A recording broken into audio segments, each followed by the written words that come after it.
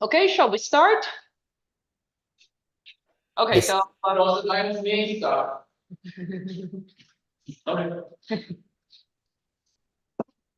so do we have some people at Zoom additional? Let me check. Okay, so good afternoon, everyone.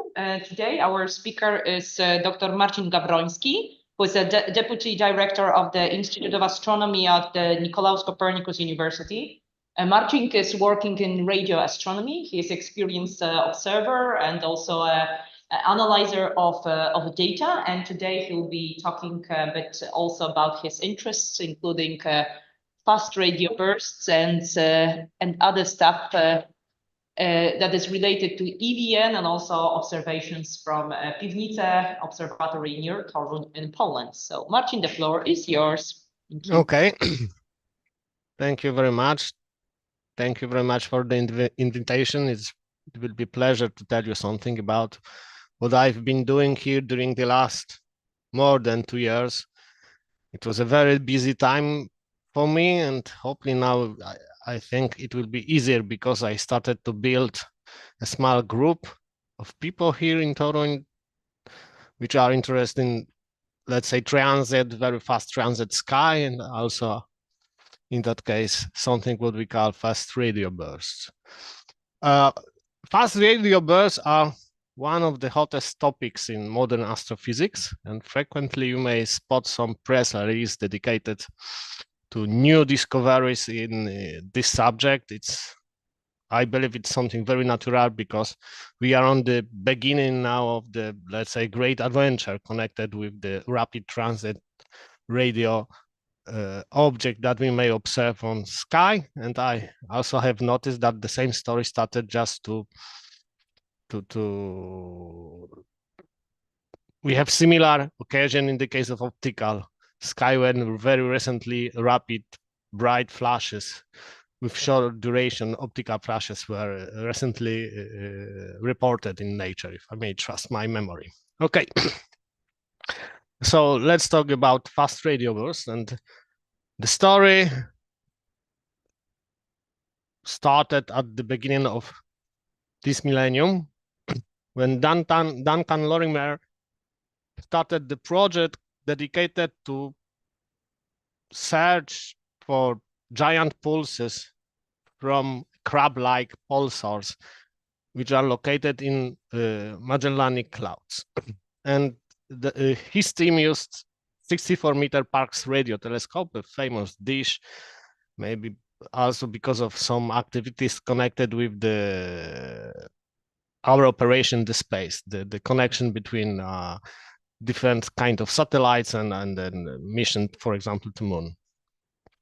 And the legend says that at the very beginning of his observation, he has detected a very bright flash of radio emission, but not directly from the Magellanic Cloud direction. Here we have a picture of the small Magellanic Cloud and the location of the burst he detected. Now this burst is called the Lorimer burst. And what was so strange in this burst? You may notice that here is the name, and the name of burst is connected with the day of discovery. And you may notice that his team, they were waiting for 6-7 years to publish the result because it was so strange, so unexpected that they tested a lot of many things to be sure that what they detected it's real.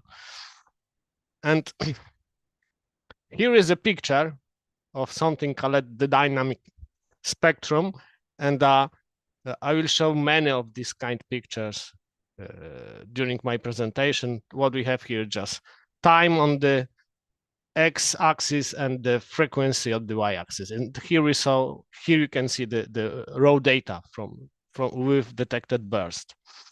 And what was so strange in that case that something called the dispersion measure was very huge. And what is dispersion? It's something connected in, speaking shortly, with the interaction between radio waves, in general electromagnetic radiation, and ionized interstellar or intergalactic or intracluster medium. And the measure was so strange that they came to the conclusion that the origin of this burst was cosmological. It means that this burst was emitted a long time ago in the galaxy far away from the Milky Way. And this burst was so bright that they even were afraid to calculate some estimation of the total energy budget produced during this burst. And after a few years, at the very beginning, at let's say 2010, the interest in this kind of events was rather small, but after that date, people started to discover additional new bursts. And nowadays we have a few dedicated surveys only to fast radio bursts, and we can build some statistics and say something about the properties, statistical properties of these bursts. And we know that these bursts are extremely bright with 10 to 42 ergs per second. That duration time is from microseconds to seconds even.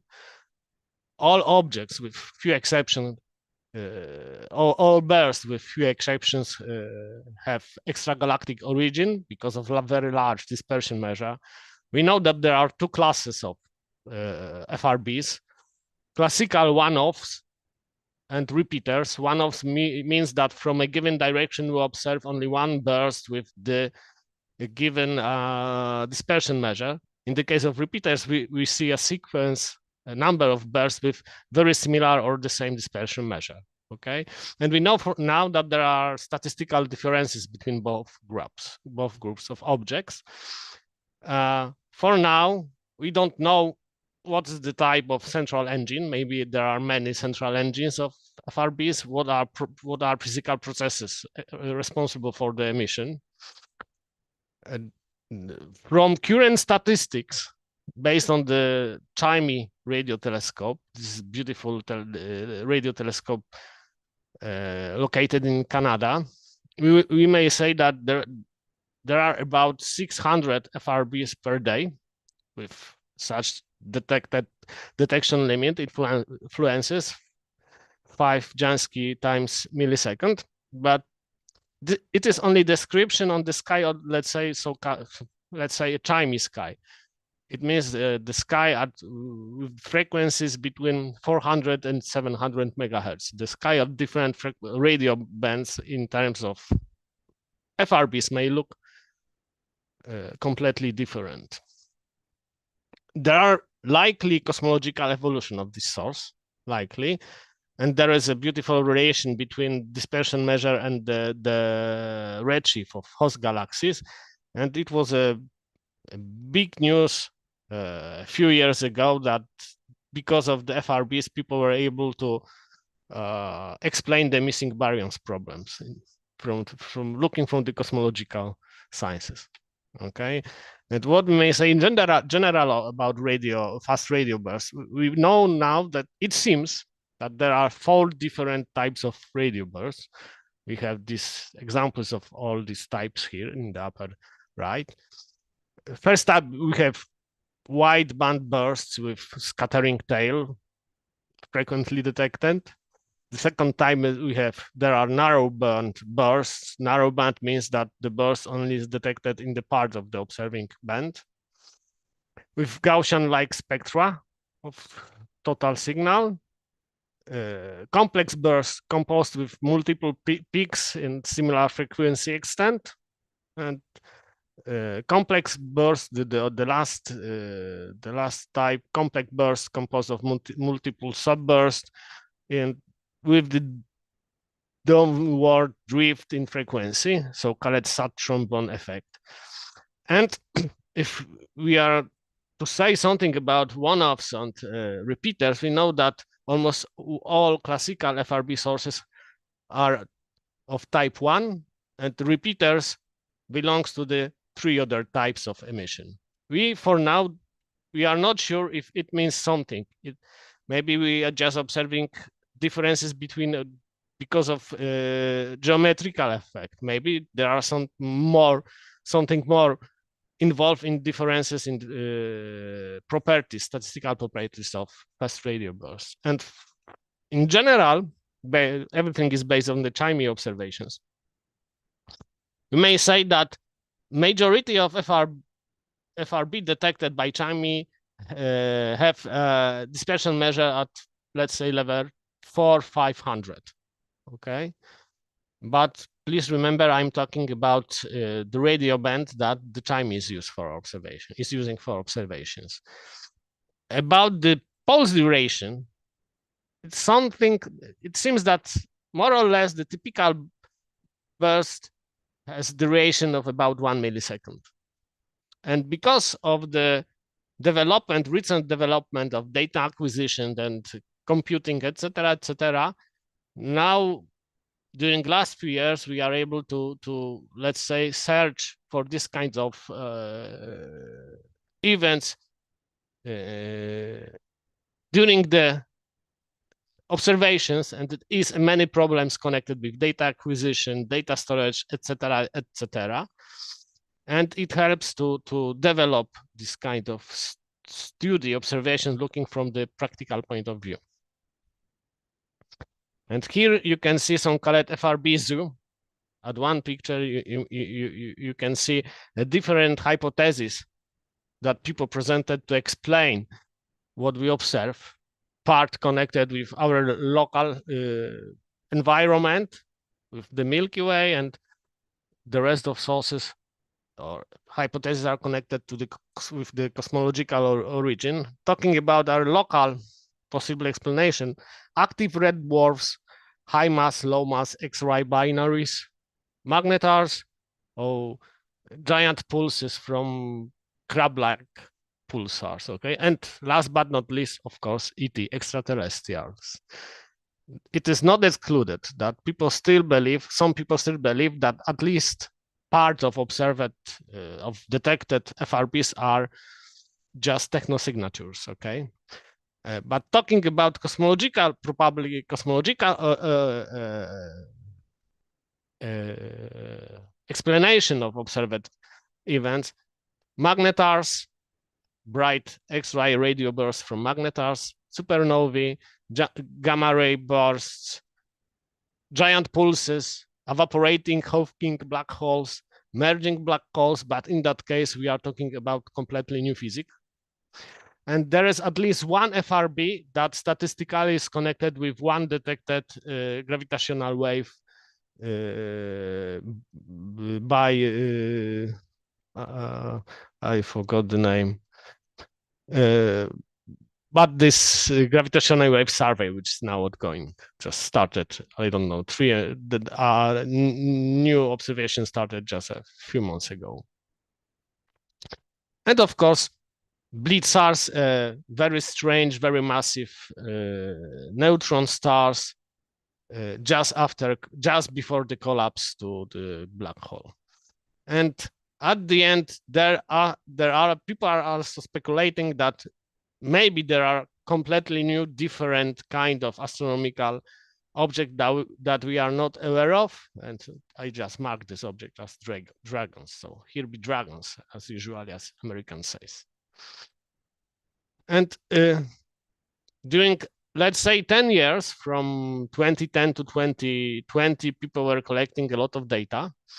And there was a growing picture that, in general, because of, for example, energy budget, people started to discuss magnetars as the possible explanation of observed fast radio bursts. And very recently, we detected bursts from one of galactic magnetars, Here is the name of this, the telephone numbers of this magnetar.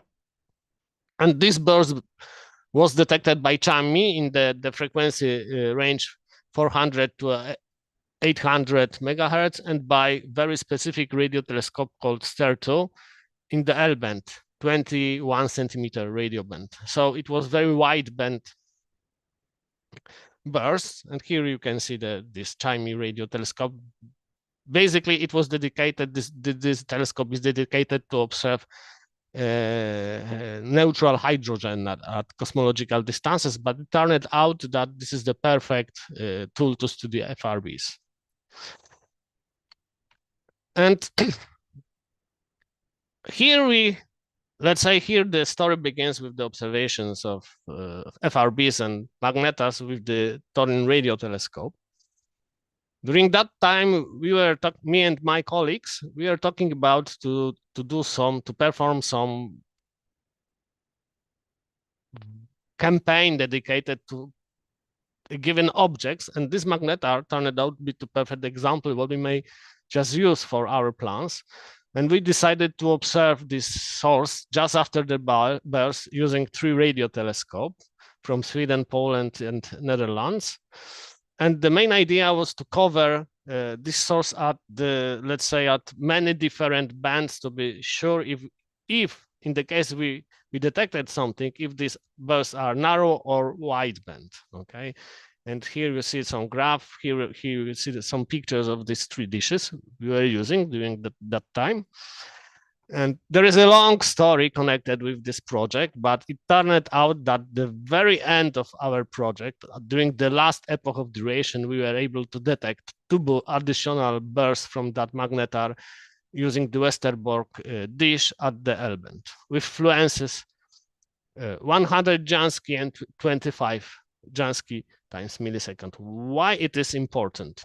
I should mention also that additional bursts from this magnetar were detected at the end of last year, where another activity period started.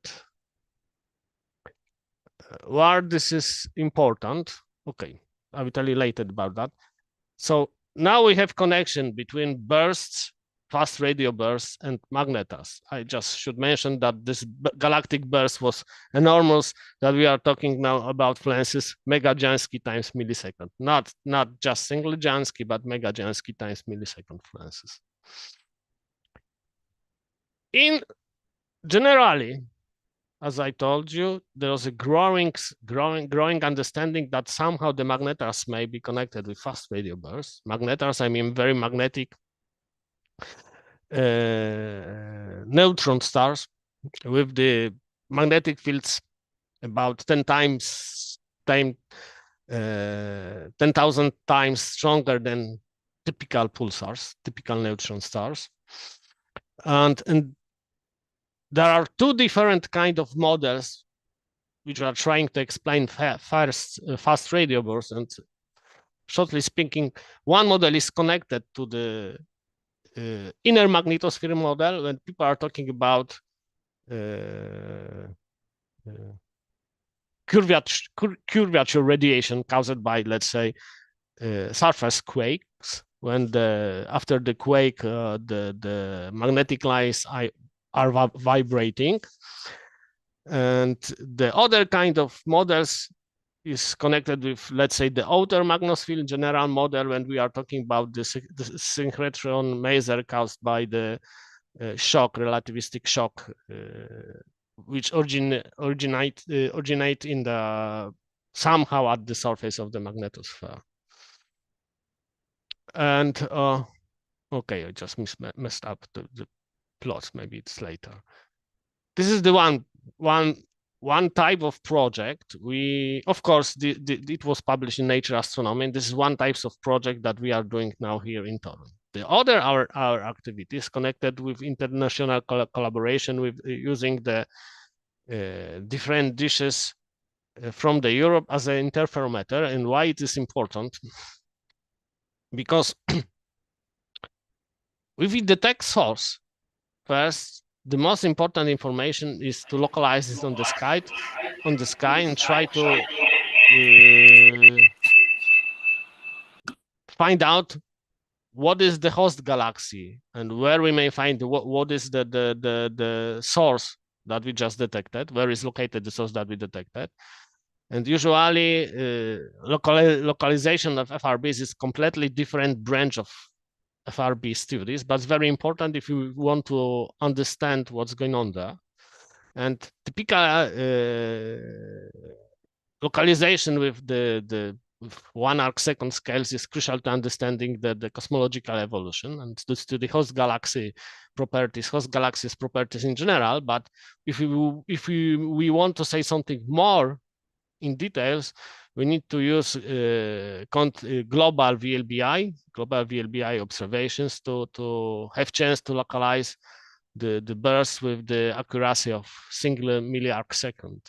And if we are able to do that, we just may describe the local properties and the origin of the central engine, okay, even the history. And what we have learned so far that most FRBs originate in the galaxy outskirts. There are no AGN connection or more global cosmic strings connection, and there are no special connection between superluminous supernovae. And likely it is said that we have mix of different delight channels, prompt and delight channels.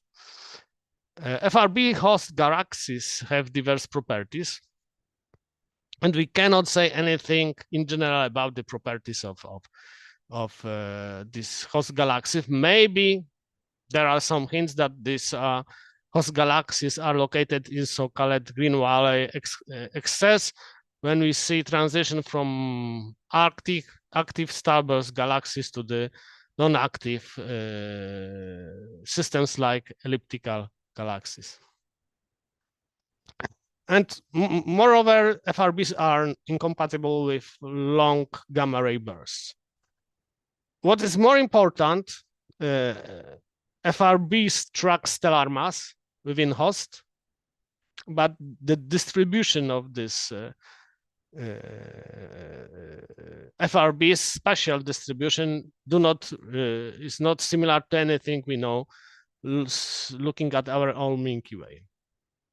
And another very important thing, one-offs and repeaters have similar host galaxies of one-offs and repeaters have similar properties. Maybe there is some link between on-offs and repeaters and low mass XY binaries. Not sure, we are not sure, but here I'm talking about results connected with FRBs localized with accuracy of 1 second, arcsecond, nothing less, nothing more. But we want to move forward, we need to just use global interferometry. So 3 years ago, we decided to start a new project, precise, pinpointing repeating time sources with the EVN dishes. Here you can see a number of dishes. Also, the Russian dishes are included now on this picture, but from the obvious result, we no longer collaborate with the Russian telescopes. But it was somehow, we were pioneers somehow, because we started to build interferometric network somehow outside the frame built by the European VLBI network. We have mutual agreements. We started to do observations. And it was first project of something what was later called FRB Lite, that not all antennas participate in observations, that you may have a dynamic scheduling because of availability of different antennas, etc., etc. And it turned out to be a fantastic success.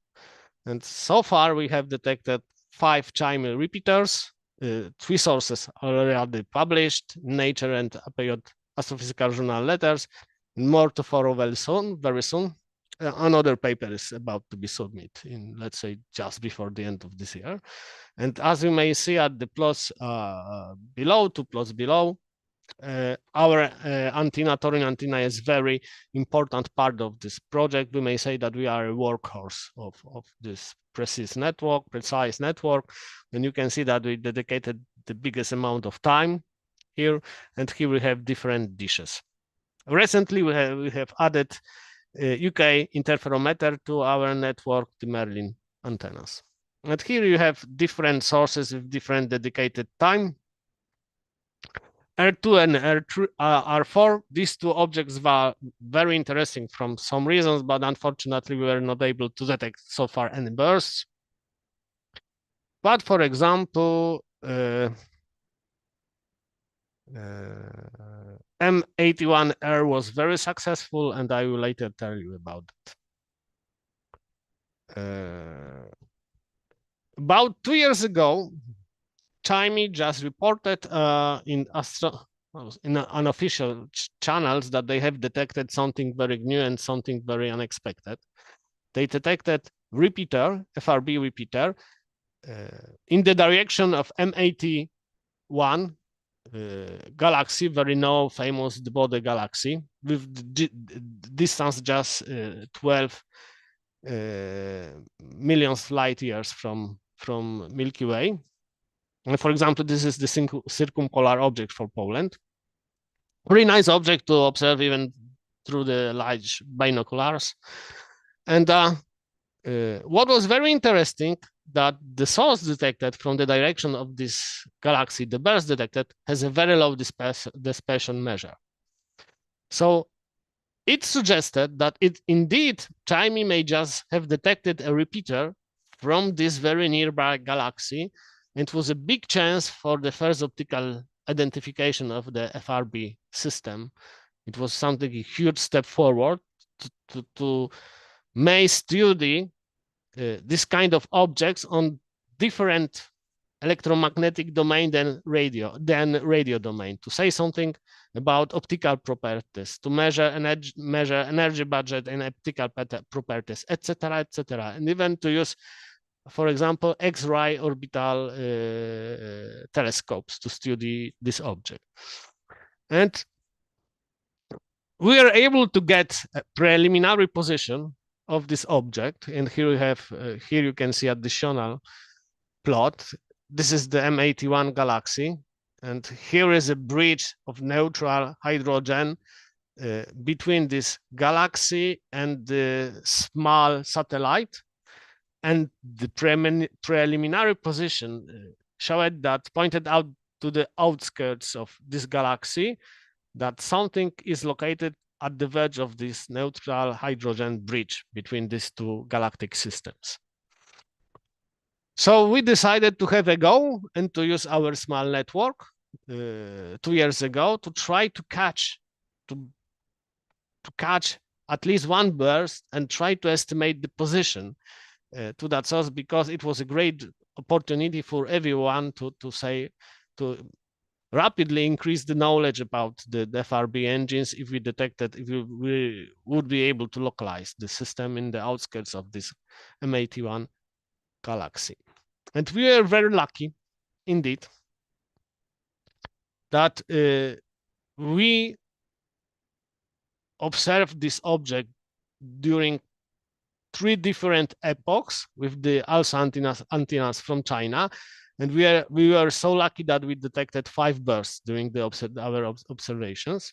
It was really, how to say it, we were sitting on the very good part of the Gaussian curve in that case. And what was a big surprise for us, that when we saw the results for the first time, when Benito Marcotte presented the result, we were so surprised. Somehow it was very exciting, but it was also very disappointing that the nature has a very bad sense of humor, because it turned out that the position of this repeated agrees very well with the position of the globular cluster, that belongs to the M81 system. And here is the name of this, the globular cluster. And even the FRB engine is not located at the center of this globular cluster, optical center of the globular cluster. You may see a small offset. And the size of this red dot is smaller than the errors of our position estimation in that case. So there is a problem, because globular clusters are very old system, 10 billions or so light years, sorry, 10 billions years or so. So there is no way that these kind of objects, globular cluster, may produce young magnetars.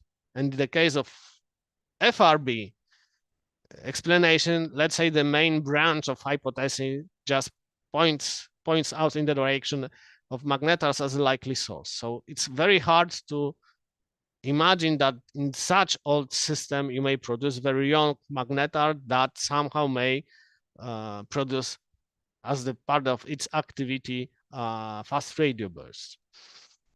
And most likely hypothesis says that in that case we have very rare event that we have accretion induced gravitational collapse of one of massive white dwarfs in that galaxy, in that cluster, but it's rather unlikely. So this result is rather a big surprise, and just we have another question what it may be.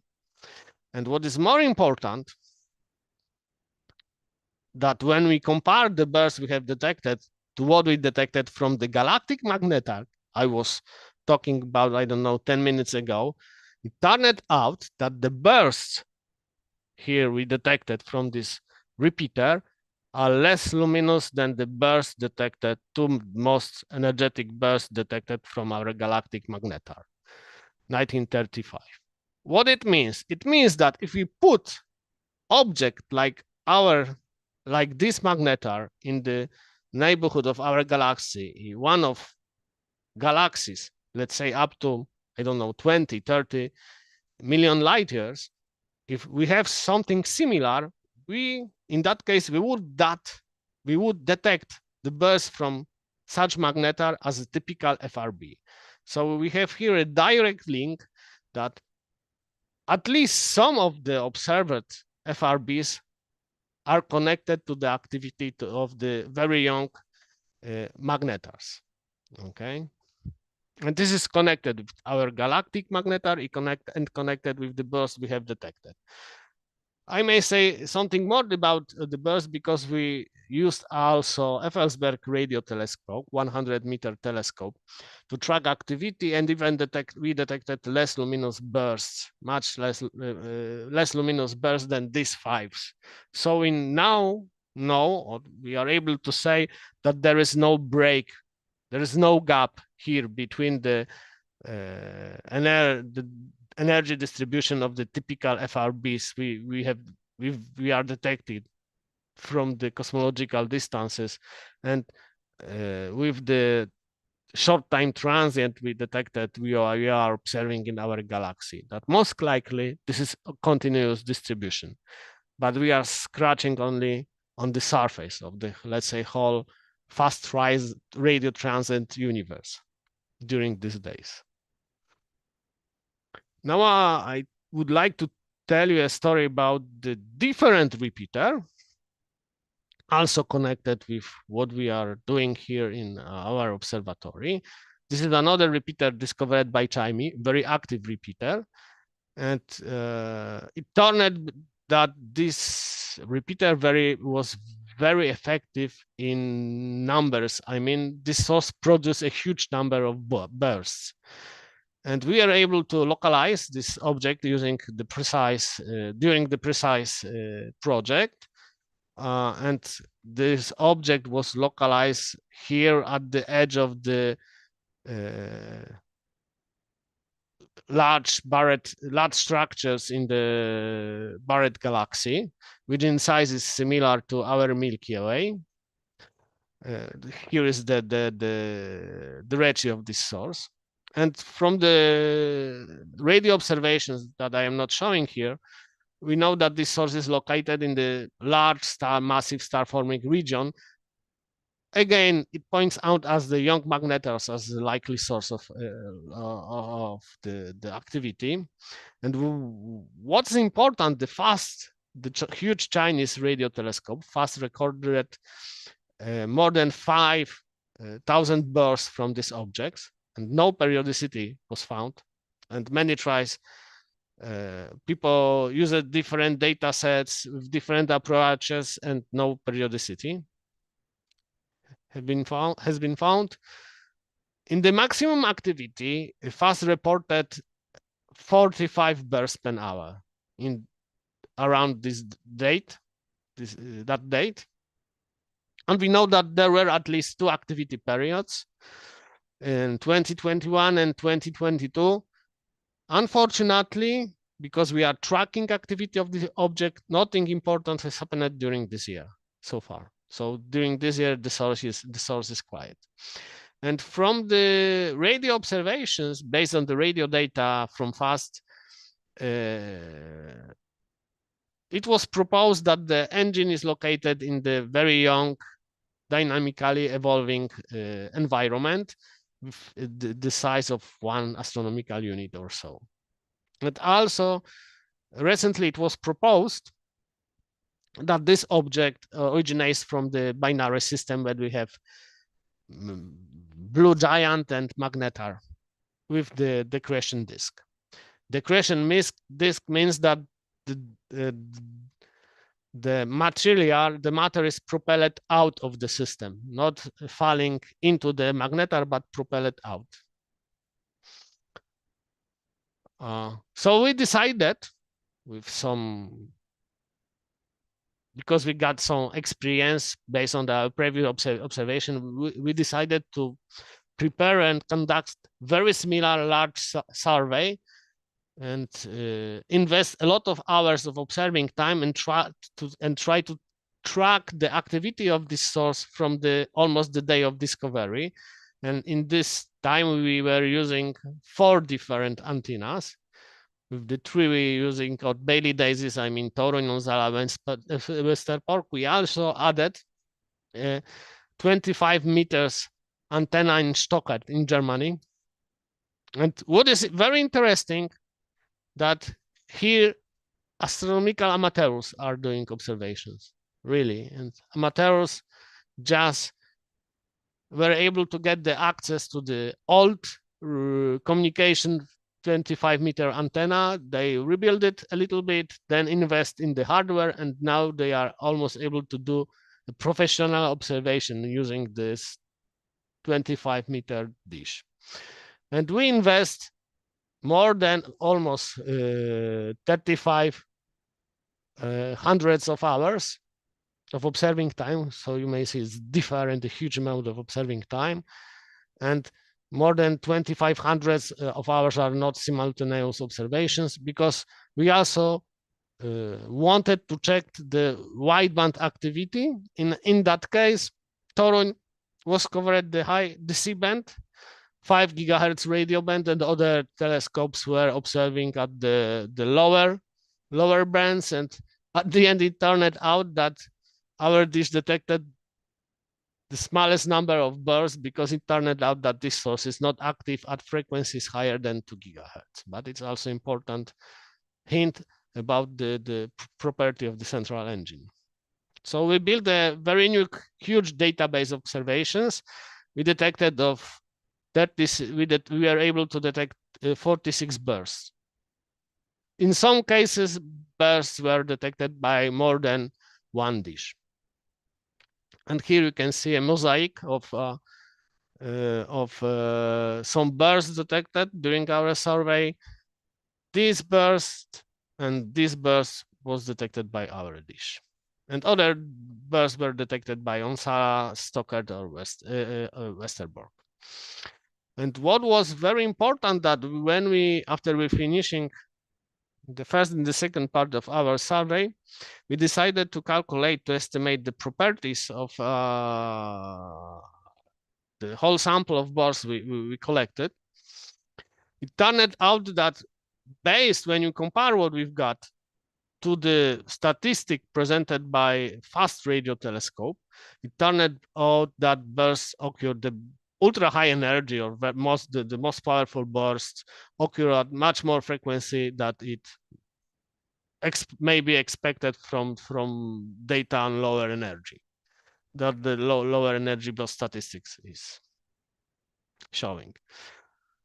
And if we see here a break in distribution of burst energy, so it has a huge complication to explain what is going on, because it means that the higher energy bursts may originate from a separate emission mechanism, that we have something completely new, that something completely new comes into play here, or there is a different emission region at the engine that is not very effective at the lower energy part, but start to showing up at the high energy part, where, let's say, this branch of radioactive burst activity is rapidly decreasing with the energy of burst.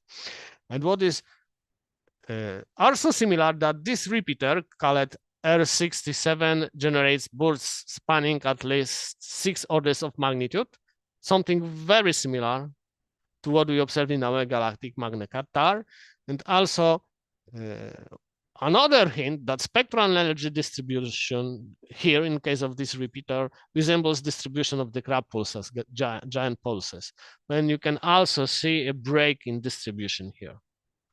If it is any connection between what we observe in Crab and what we detected in case of this repeater, we don't know.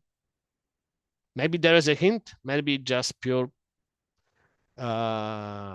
accident that we observe in both cases, in case of our Crab pulsar and the case of this repeater, similar behavior, okay? What is more important, when you look at the shape from the cosmological simulation, high energy burst distribution resembles what we observe in the case of a non-repeating FRB population. So maybe in the case of non-repeaters, this kind of FRB engines only produce very rare, very bright bursts. So we observe, because of observational bias, we observe most of these sources as the non-repeating objects. And it means also that some of non-repeating FRB sources may just be low activity repeaters also. But as I mentioned at the very beginning, there are statistical differences between what we observe in the case of repeaters and one-off sources. And still, the high energy and both properties in the case of this repeater are similar to what we observe in lower energy part, okay? So in this case, there is still a difference between one-offs and repeaters. If we are thinking that in the huge population of one-offs, there are hidden, misidentified repeaters, okay? And there is additional very interesting thing we have discovered, that in the one of bright bursts, and here is, you can see the data from Toruń, in the one of bright bursts, we detected not like, sorry for the typo, feature which is frequently observed in the emission averages profiles of pulsars. But we don't know that if it is important hint of NOR. We don't know if it means anything here, but we decided to show it as an important thing. And the whole publication, it will be available soon. There will be a press release dedicated to this huge survey we've just conducted with 3-4 dishes. Just at the beginning of next year in Nature Astronomy, and there will be a press release on 4th of January. And something about future, in case of our observation, what are our plans here in Toruń, in case of FRB observations. Now I have 2 younger people that are helping me now with the observations and the searches and scheduling, etc. It's a big relief for me. Now I have time for other things. Of course, we will participate in precise observation, because it was very fruitful project, and still many things wait for to discover the real properties of host galactics and discover the properties of the neighborhood of FRB engines in the case of some repeaters. We also monitor the null repeaters, also very active and non-active repeaters, and try to estimate the high energy distribution of FRBs in case of many sources, not only this one particularly very active FRB repeater, just I've shown a few minutes ago. We started a new project dedicated to low energy FRB in the local universe. The main idea is that if we may detect FRB repeater from M81, maybe there are other repeaters hidden in solar Milky Way neighborhood that somehow are not producing emission at the chimey bands.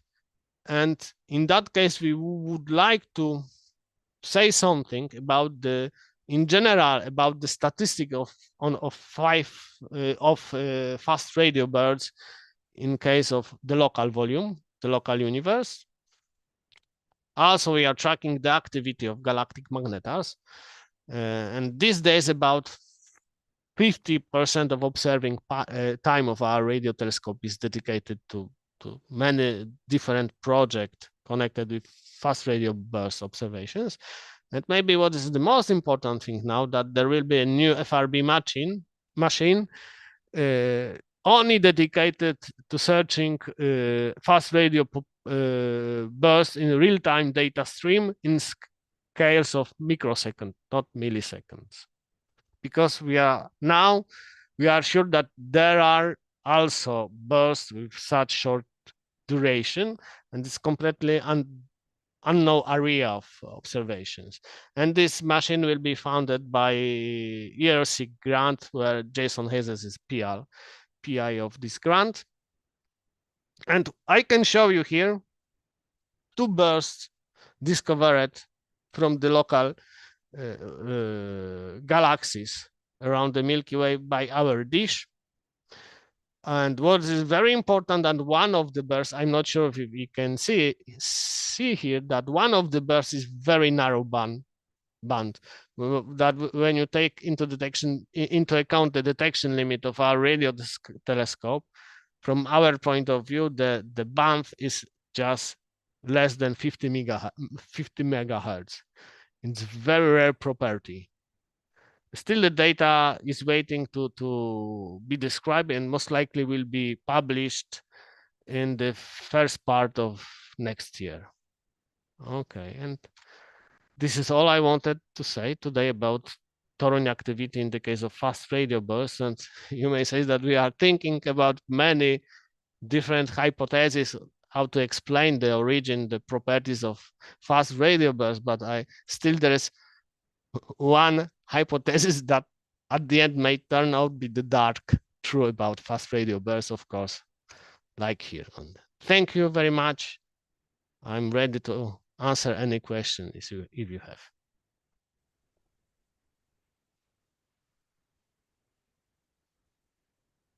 Thank you, Martin, for your talk. It seems like, well, the mystery of fast radio bursts not only reveals that it's a Death Star, but also was it a Mimas moon?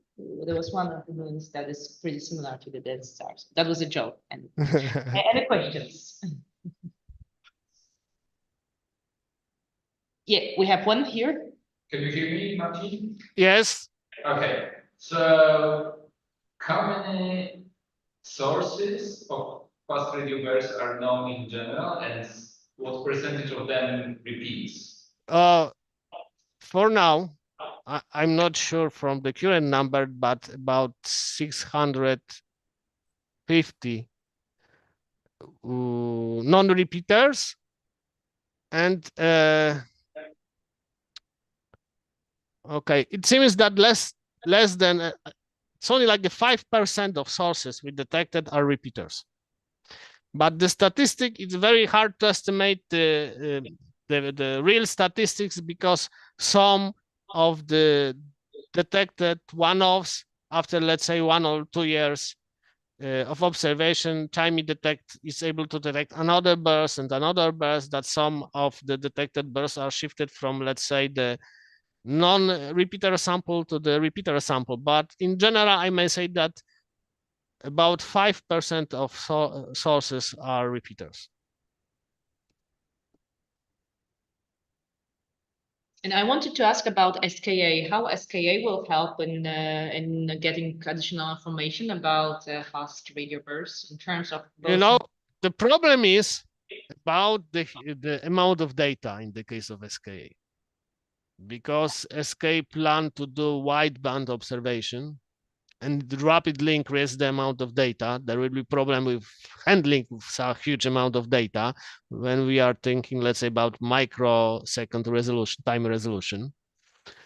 So I know that people are thinking about to do FRB science using SKA because it will be almost something perfectly dedicated, something very perfect to use if you want to track the wideband properties of FRB sources. And maybe I didn't stress it out, but it seems that at different radio bands, the FRB universe looks different, okay?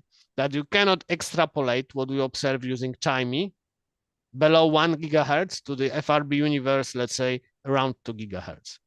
It seems that there are completely different statistics. Maybe we observe different kind of engines, I don't know, but SKA would fit perfectly to track wideband phenomenon, FRB phenomenon. So maybe if they will be able to do it on the fly in real time, I would say that it will be a great asset for FRB science. But I know that the biggest bottleneck in the case of the SKA is data handling and huge amount of data they plan to produce. So we shall see. Yeah, seems challenging. So any more questions, comments? If no, let's thank Marcin again. Bye. Thank you. Merry Christmas. Have a good time. And Happy New Year.